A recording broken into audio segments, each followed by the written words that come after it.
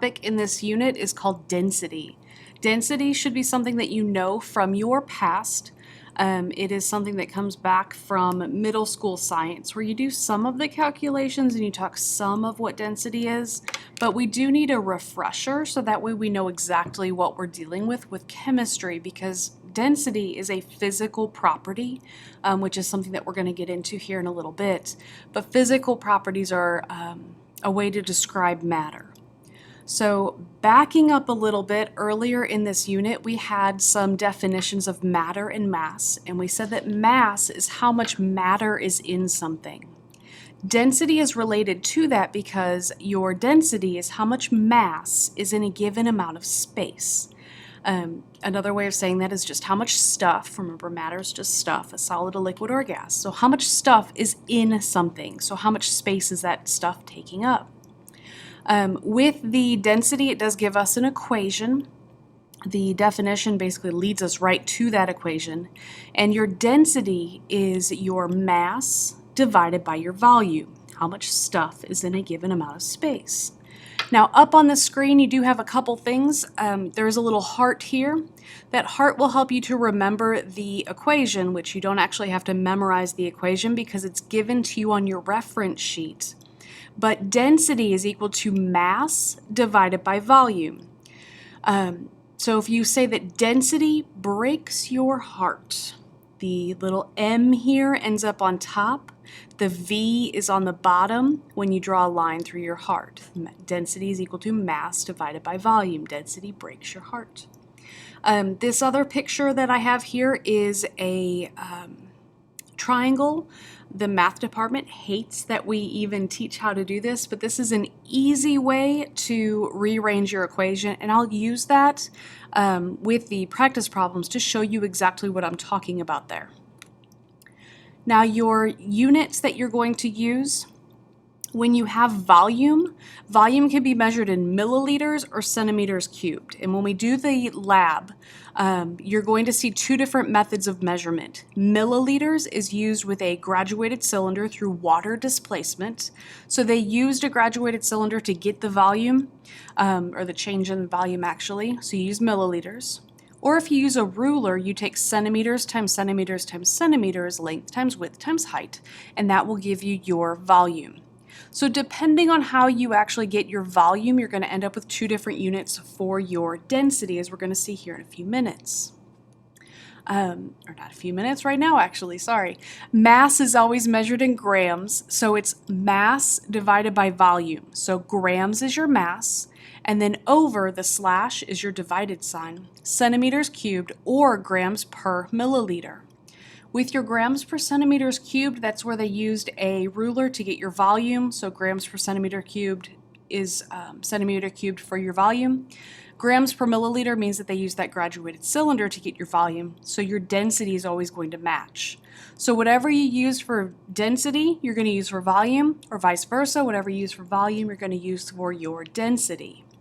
So you have two different units that you're going to use for your density, two different units for your volume, but those two are always going to be consistent. I'm going to skip the practice problems. I'm going to go back to those. But what we actually use density for most frequently in chemistry is trying to figure out if something is going to sink or float. The density of water is 1 gram per centimeter cubed or 1 gram per milliliter. If you put something into water, like a piece of wood, you put that piece of wood into water, that piece of wood floats to the top. And that's because it has a different density than the water. Remember, the density of water is 1 gram per centimeter cubed. So if you put a piece of wood into water and it floats, that is because that density is less than the density of the water. So it's smaller than 1 in this case. If your density is greater than 1, then it's going to sink to the bottom, like a rock. So if you have a density greater than whatever liquid it's in, or if it's two gases, the greater density is going to go to the bottom. If the density is less than whatever it's in, it's going to go to the top. Typically we talk about liquids, but you do have gases that you'll look at with these as well, just like the hexane video that we looked at earlier in the week. So I'm going to go back up here to the practice problems, but to do that I'm going to switch over to my document camera. We're going to see if it will, there we go.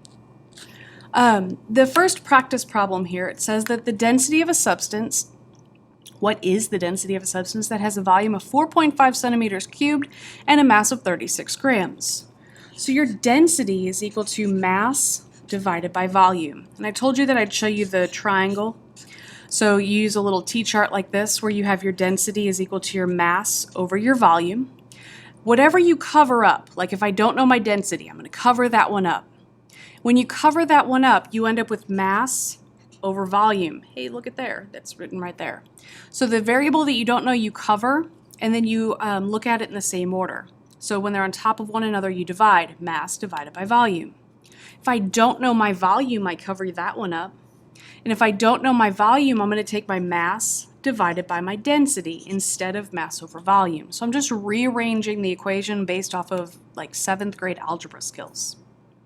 If I don't know my mass, I'm going to cover that one up. And if I don't know my mass, these two are across from one another. When they're across from one another, you multiply. So you're going to take your density times your volume to give you your mass. You don't have to use this. If you do like the triangles, you're going to have to memorize it. I don't give you that. All that you have on the test is this equation that's given. So in this problem, it says, what is the density? I'm solving for density on this one. Of a substance that has a volume of 4.5 centimeters cubed and a mass of 36 grams. So I'm taking my mass. I just wrote that completely backwards. Wow. 36 grams, sorry, divided by 4.5. I'm glad that I resaid that. So you have 36 grams divided by 4.5 centimeters cubed, and you're just going to divide that out. So we're going to pick up our little handy dandy calculator here, and we're going to take 36 divided by 4.5, and that gives us an answer of 8. So remember, for math problems, we're going to show our work. After we show our work, we're going to get our correct answer. And the final thing that you need whenever you do any type of problem in this class is you need a unit for your number. For the units, mass is always in grams, volume, centimeters cubed or milliliters, depending on how they got that data. In this case, they used a ruler, 4.5 centimeters cubed. So your density, you have two different components here. You either have grams per centimeter cubed, if you use centimeter cubed, which is what we're going to use here, or you have grams per milliliter if they used milliliters for volume. So there's two different options here, so you have two different options here. They're going to match always. So I have my work, I have my answer, grams per centimeter cubed is my unit. You always have a unit with your number to show what you are measuring in. On the second practice problem, it says how many milliliters is in a sample that has a mass of 0.45 kilograms and a density of 5.67 grams per milliliter. So we have grams per milliliters, I have milliliters, so that's going to be my final unit here. This little guy here, though, is in kilograms. I have to use grams for my density, because density is always equal to mass over volume.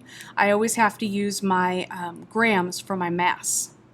So I have to backtrack. King Henry died by drinking chocolate milk. I'm starting at kilo here, and I want to end with base, because remember, gram is a base. So I'm going to move my decimal place 1, 2, 3 times that way. So decimal place is here, 1, 2, 3 times. So this number I'm going to write up here is 450 grams. So now I have all the right units. I'm solving for volume. If we go back to the triangle, if you don't want to just plug in your numbers, if you do want to plug in your numbers, you'd have 5.67 is equal to your mass divided by my volume, and I would just solve for volume. If you don't want to multiply both sides by V and all that fun stuff, you have your density is equal to mass over volume. I don't know my volume, so I cover that one up. When I cover that one up, I'm going to take my mass over my density. So mass is 450 grams divided by my density. Again, we're going to pull out our calculator unless you want to do the math all by yourself. That's completely up to you, but you always have a calculator available to use on a test or a lab or a quiz or whatever else. So you have 79.36507 blah blah blah. 2 decimal places really all that you need for my class. So you would have 79.37. I need a unit here. It says how many milliliters. It tells me what unit to use. So I would have milliliters. If the question said what volume is in a sample, I would have to look at my density. When I look at my density, they used milliliters here. So if I'm finding volume, I'm going to use milliliters here, but that's my final answer. When I show my work, this is all that I need. I have my correct answer, and I have my unit. So all 3 points I would have there.